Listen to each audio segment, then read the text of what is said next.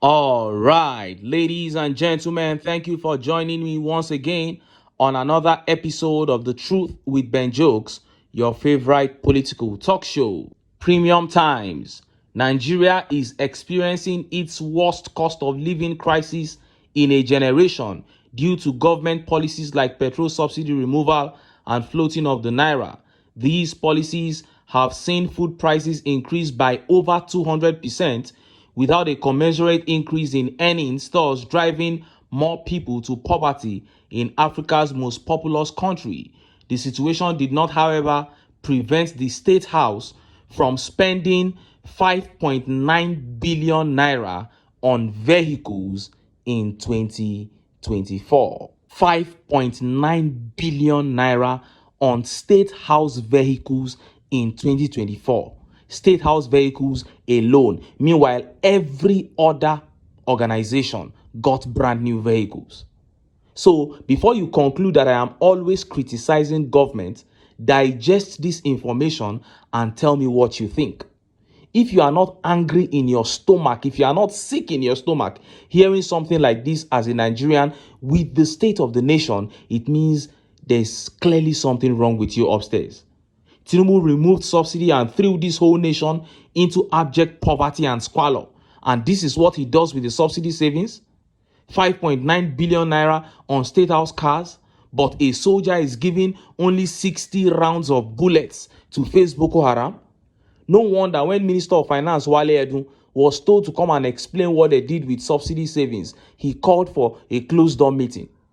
He said the cameramen and the journalists should leave because he couldn't, break down the spendings before Nigerians. And few hours ago, a report that sent grief all over Nigeria began making the rounds. Another massive attack on Borno State that threw even the governor Babagana Zulum off balance. And just as Nigerians were yet reacting to that report, a massive cry from unified political parties in Nigeria echoed. The cry is for Nigerians to put party sentiments aside, put every other sentiment aside, and save the nation by rejecting TINUBU and his APC before they totally destroy Nigeria. Now, this caught my attention because this is the beginning of the kind of movement that I have been clamoring for. The APC is out to destroy Nigeria, and we must first put sentiments aside and rescue the nation first before we even think of anything else. Before I show you details of these top stories and how Nigerians reacted, let me quickly show you these updates. First one here is a video by Labour Party chieftain Val Ozigbo. He was talking about the sad state, very sad state of the Southeast, how the insecurity has completely gone out of hand. See the video. To be honest, I think for me, the place I want to start off this conversation is to try to paint a picture of how terrible things are in the Southeast. I was reading a report recently by a group of NGOs and authored by one Emeka Umeabolase and his colleagues, and they documented a lot of atrocities that have happened in the entire Southeast, where in their reckoning, over 65,000 people had been victims of kidnapping and what have you, and over 32,000 deaths from different, whether state actors and non-state actors.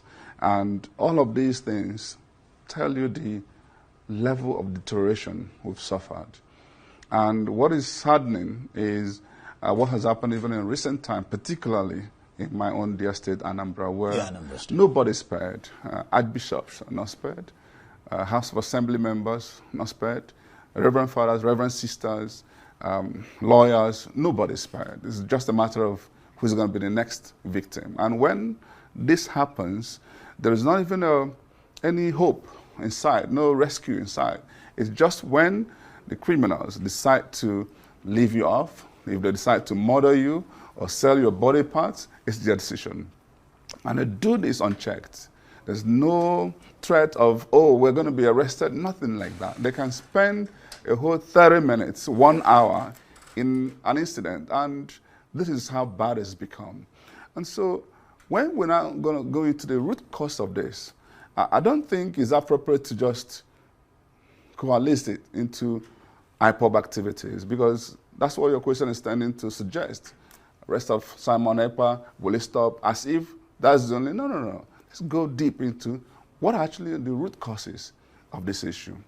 In my opinion, again, it's just when you have poor leadership, because even within the same Southeast, some states are better than some. Anambra is seen as the worst today. Enugu is relatively better. Abia is better. What are they doing differently? It's still the same. And guess what? Sam Ekpa is not even from Anambra State. Mazi Nnamdi Kanu is not even from Anambra State. Why is Anambra the worst? It boils down to issue of leadership. Now, let's talk about the IPOB. I believe that agitation actually is not a wrong thing in itself.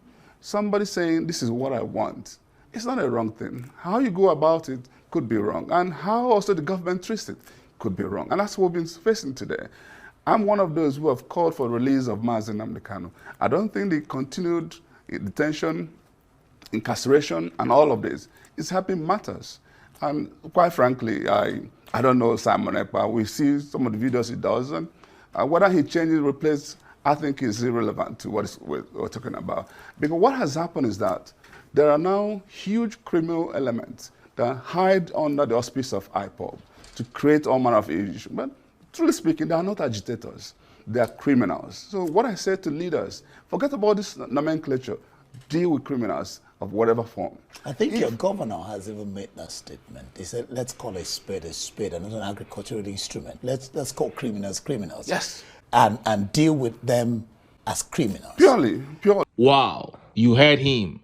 Now, as I would say, first things first. At this point, nobody can actually point to the cause of these killings. It's like it is everything altogether. But whatever it is, it has to stop. The figures of casualties rolled out by Mr. Valu Zigbo in that interview are scary. We know that what is happening in northern Nigeria is 100 times worse than that. But with all due respect, many northerners backed terrorism in their region at the initial stage. Some of them even thought they were winning a religious war against Christians. But when you come down south, this is strange. It is not a lifestyle in southern Nigeria at all. It has to stop. The state governors and lawmakers from southeast, both at the federal and state level, must suspend whatever projects they are handling now and put an end to these killings. Innocent people cannot just be losing their lives like that.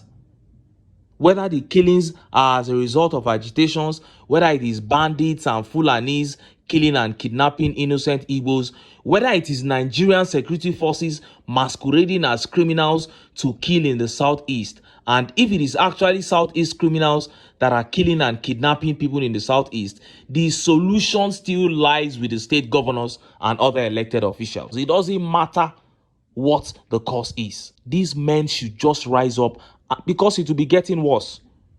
The more they just talk about it, sweep it under the carpet, talk about it, sweep it, it will keep getting worse day by day. If it is the presence, the military presence in the southeast that needs to reduce by 50 or 60%, the governors should not be scared to say it. They should come out and say it. The time for talking is over. It is time to act on this insecurity in the southeast. Point blank, period. Now, let us look at the top stories. First are the attacks on Borno and Nasarawa states that claimed so many lives. The report here says 40 were killed in Borno state, but another source said well over 100 were killed. It says, as a matter of fact, 2 communities were leveled, and that was what rattled the state governor. And then in Nasarawa state, sporadic shooting took the lives of about 10. And next is that cry from coalition of political parties asking Nigerians to reject TINUBU and APC before Nigeria gets completely destroyed. Let's start by taking that update coming out of Borno State. Look at how the papers reported it. Terrorists continue attacks across Nigeria. Kill over 50 residents in Borno, Nasarawa, Sahara reporters. Terrorists killed no fewer than 50 people in separate attacks on Dumba community in Borno State and Tatara village in Nasarawa State.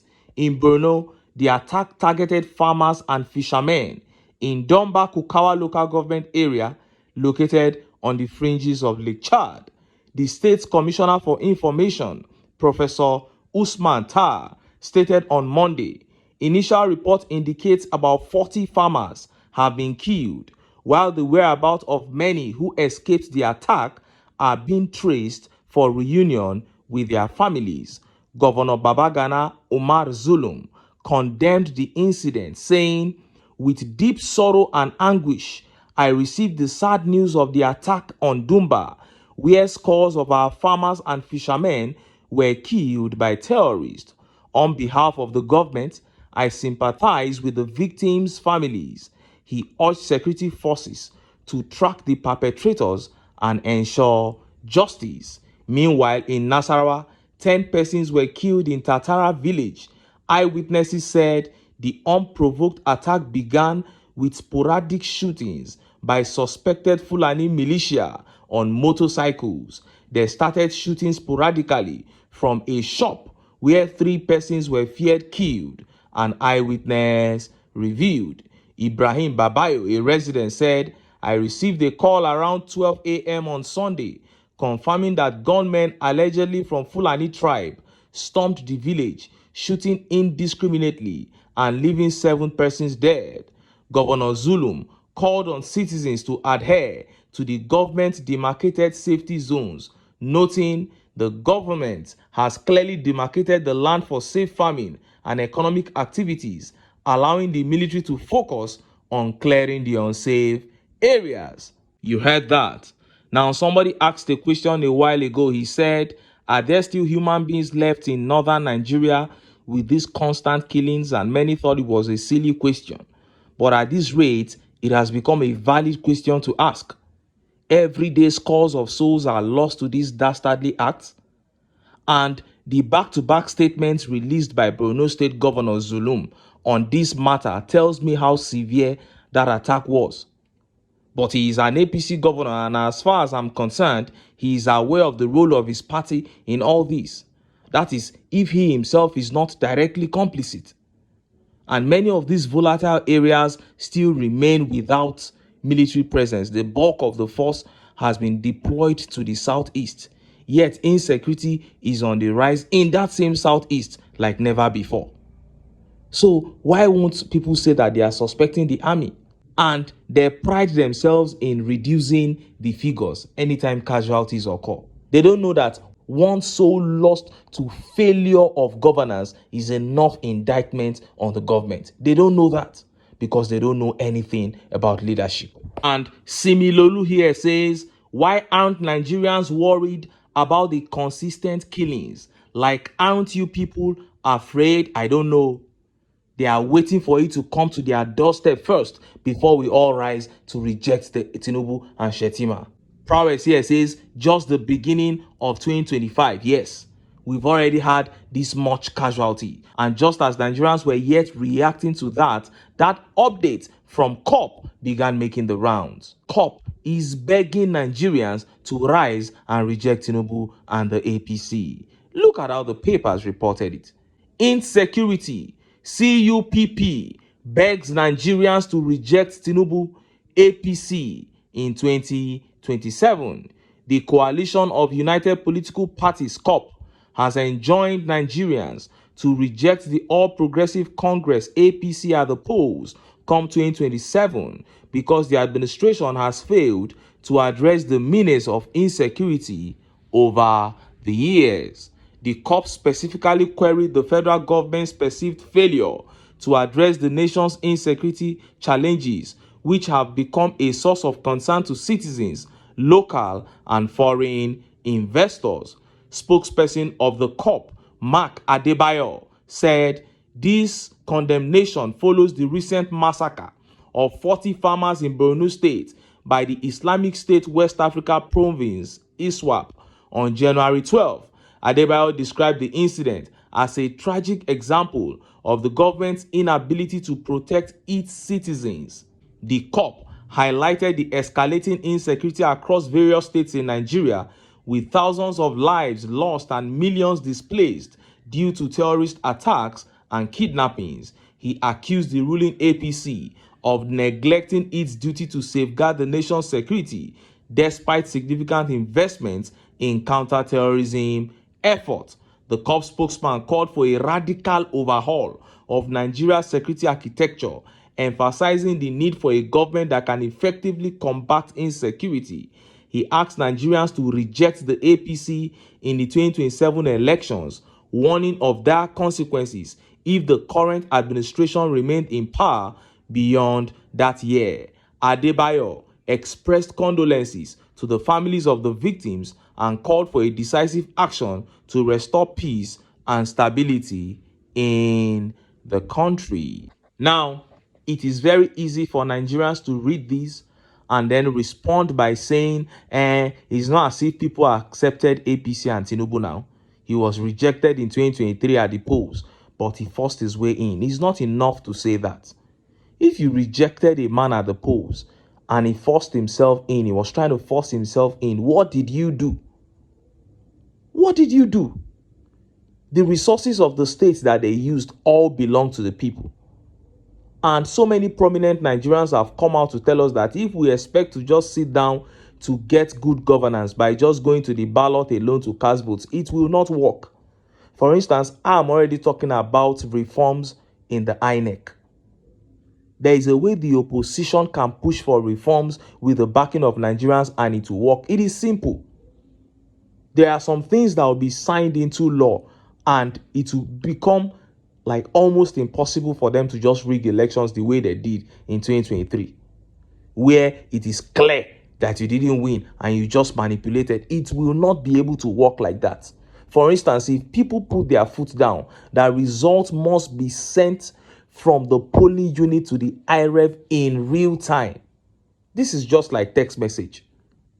And everybody has the result they are sending from each polling unit. It's in my hand. You are sending it to the IREF. How are you going to manipulate it? It's just that the little diligence that Nigerians should do for their votes to count, they are not ready to do it. When people were talking about the End Bad Governance protest, you saw how all these men were panicking.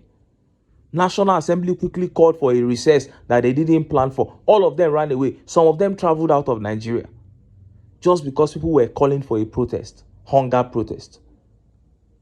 If people should come out in mass like that and said, no, we want electoral reforms, we want to be able to choose our leaders, and the whole world will say that these people are actually saying the right thing, I am telling you, there is power in number. They will not be able to resist the people. But the people have failed to unite. And that's why we are encouraging the people to do so. And look at how Nigerians reacted. Let's take some of the tweet reactions. Oye B. Baba Tokpe here says, anyone in his or her right senses that APC has not bought over will not even think of APC in 2027. That is right. That is so right. Only person where they craze now go still they talk about APC in 2027. And Idris Dada here says Nigerians will decide if they are living better under his government or facing the worst challenges of their lives. That is already it's not even a decision to make. It's something that is obvious. So your reaction is the question now. And Wilson Nwobo here says COP should beg INEC and judiciary to reject TINUBU in 2027, not Nigerians. INEC and judiciary, this is back to the same issue. INEC and judiciary, they are going to be bribed with billions. So you don't expect them to reject billions. It is you who is suffering. Nigerians that are suffering, if 10% of the suffering masses should rise against government, I am telling you, in no time, things will turn around. If 20%, 10% self of the suffering masses should get up and say, we are sick and tired of the APC and we want them out, I am telling you, they will lose gallantly and they will not be able to do anything. So it behoves the people to say, we are tired of suffering, unite, and then take this government out. But if the people keep allowing themselves to be divided along tribe and religious lines, then they will suffer until they all drop. Anyway, make I leave am here. Make I still enter town. Make